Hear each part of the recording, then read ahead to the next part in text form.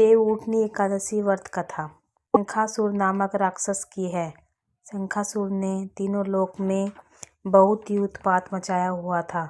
तब सभी देवताओं के आग्रह करने पर भगवान विष्णु ने उस राक्षस को युद्ध किया और यह युद्ध कई वर्षों तक चला। युद्ध में वह असुर मारा गया और उसके बाद भगवान विष्णु विश्राम करने चले गए। कार्तिक शुक्ल पक्ष एकादशी के दिन भगवान विष्णु की निद्रा टूटी थी और सभी देवताओं ने भगवान विष्णु की पूजा की। शिव महापुराण के अनुसार पौराणिक समय में दैत्यों का राजा दंभ हुआ करता था। वह बहुत बड़ा विष्णु भक्त था। कई सालों तक उसके यहाँ संतान नहीं होने के कारण उसने शंकराचार्य को अपना गुरु बनाकर उससे श्री कृष्ण मंत्र प्राप्त किया। यह मंत्र प्राप्त करके उसने पुष्कर सरोवर में घोर तपस्या की। भगवान विष्णु उसकी तपस्या से प्रसन्न हुए और उसे संतान प्राप्ति का वरदान दे दिया। भगवान विष्णु के वरदान से राजा दंभ के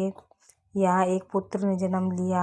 इस पुत्र का नाम शंखचूड़ रखा गया। वहाँ बड़ा होकर शंखचूड़ ने ब्रह्मा जी को प्रसन्न करने के लिए पुष्कर में घोर तपस्या की। उसकी तपस्या से प्रसन्न होकर ब्रह्मा जी ने उसे वरदान मांगने को कहा। तब शंखचूड़ ने वरदान मांगा कि वह हमेशा अजर अमर रहे। वह कोई भी देवता उसे नहीं मार पाए। ब्रह्मा जी ने उसे यह वरदान दे दिया और कहा कि वह बदरी वन जाकर ध्वज की पुत्री तुलसी को तपस्या कर रही है, उससे विवाह कर ले।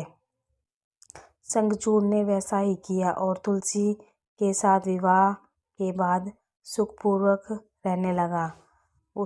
उसने अपने बल से देवताओं, असुरों, दानवों, राक्षसों, गंधर्वों, नागों, किन्नरों, मनुष्य तथा त्रिलोक के सभी प्राणियों पर विजय प्राप्त कर ली।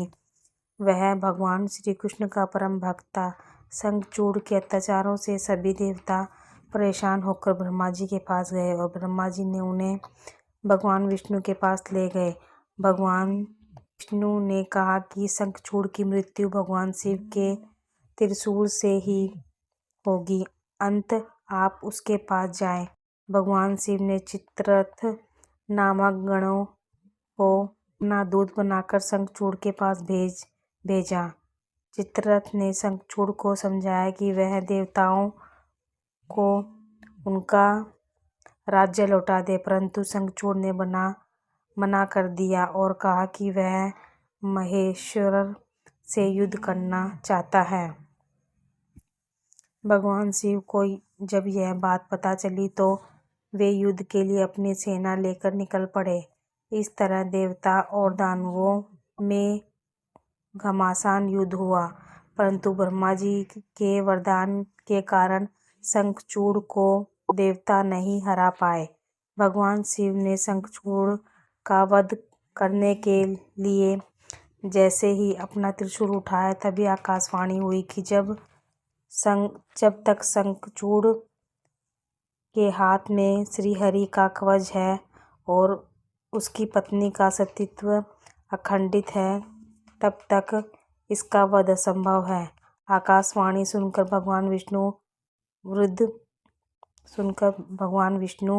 वृद्ध ब्राह्मण का रूप धारण करके शंखचूड़ के पास गए और उसने श्रीहरि कवच दान में मांग लिया। शंखचूड़ ने वह कवच बिना किसी संकोच के दान कर दिया।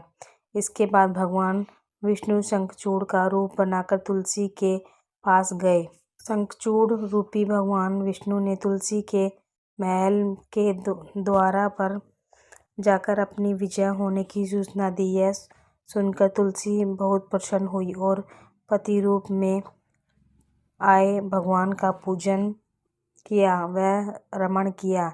ऐसा करते ही तुलसी का अस्तित्व खंडित हो गया और भगवान शिव ने युद्ध में अपने त्रिशूल से शंखचूड़ का वध कर दिया। तब तुलसी को पता चला कि वे उनके पति नहीं हैं, बल्कि वे तो भगवान विष्णु हैं।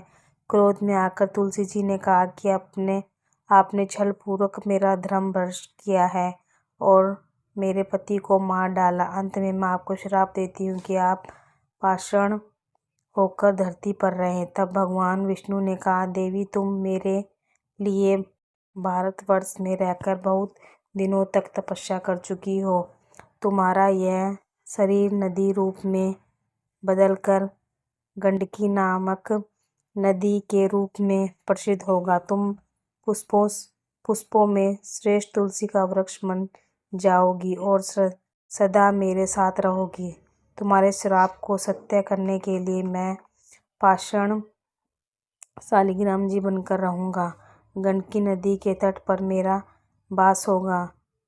देव प्रबोधिनी एकादशी के दिन भगवान शालिग्राम जी व तुलसी जी का विवाह संपन्न कर मांगलिक कार्यों का आरंभ किया जाएगा। हिंदू धर्म मान्यता के अनुसार इस दिन तुलसी शालिग्राम जी का विवाह करने से अपार पुण्य की प्राप्ति होती है। राधे राधे।